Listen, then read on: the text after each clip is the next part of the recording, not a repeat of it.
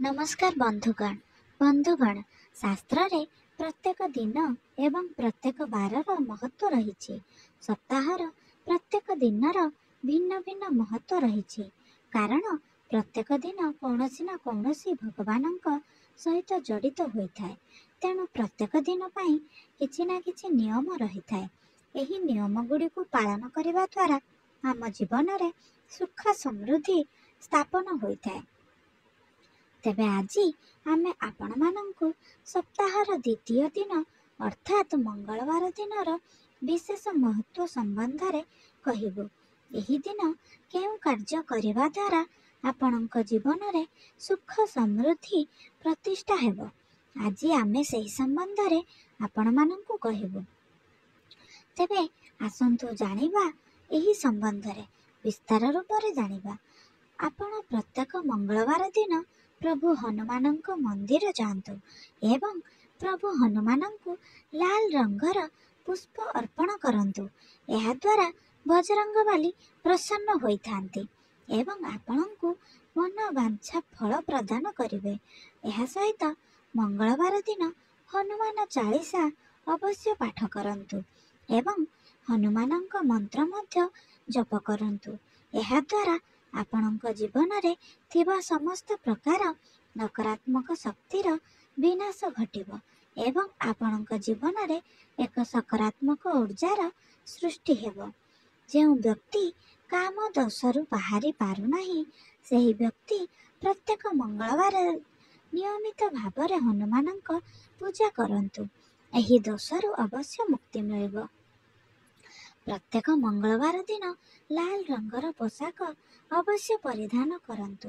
यह द्वारा प्रभु हनुमान प्रसन्न होइथांती एवं यह सहित कौनसी विशेष कार्य करिबा पूर्वरु निज पाखरे लाल रंगर कौनसी वस्तु अवश्य रखंतु। यह द्वारा आपण कार्य रे सफलता हासिल करिवे। मंगलवार दिन प्रभु हनुमान को गुड़ और चणार प्रसाद अवश्य अर्पण करंतु एवं जदि आपणଙ୍କ मंगल दोष रही तेबे आपण नियमित भावरे प्रभु हनुमानଙ୍କ पूजा और उपासना करंतु। यह द्वारा आपणଙ୍କ मंगल ग्रह दोषर प्रभाव कमिजिव। कौनसी मंगलवार दिन क्षीररु निर्मित पदार्थ सेवन करिवा उचित नुहे अथवा क्षीर किनिबा उचित नुहे। कारण क्षीर चंद्रमा ग्रहर प्रतीक अटे एवं चंद्रमा एवं मंगल उभय परस्पर विपरीत ग्रह अटंती। यह सहित एही दिन कौनसी महिला साज श्रृंगार सामग्री किणंतु नाही। यह अशुभ होइथाय। एही दिन मसूरी डालीर दान अवश्य करंतु। यह शुभदायक होइथाय। सप्ताह रे थरे मंगलवार दिन गाय को रुटी खाइबाकू दियंतु। यह द्वारा आपणଙ୍କ जीवନରେ सुख समृद्धि स्थापन हेब एवं देवादेवीଙ୍କ आशीर्वाद लाभ हेब। एही दिन कौनसी लुहा निर्मित सामग्री किनिबा उचित नुहे। यह द्वारा घरे अशांति सृष्टि होइथाय। तेणु आपण एथिप्रति अवश्य ध्यान दियंतु। बंधुगण जदि यही भिडियोटी भल लागिला तेबे गोटे लाइक करने सहित यह शेयर कर दियंतु।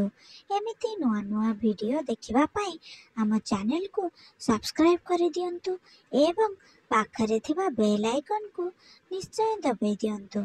बंधुगण भक्ति रे थरे निज इष्ट देवଙ୍କ नाम कमेंट बॉक्स रे अवश्य लिखि दियंतु। प्रभुଙ୍କ कृपा हेले आपणଙ୍କ जीवन सबु दुख कष्ट दूर होइजिब।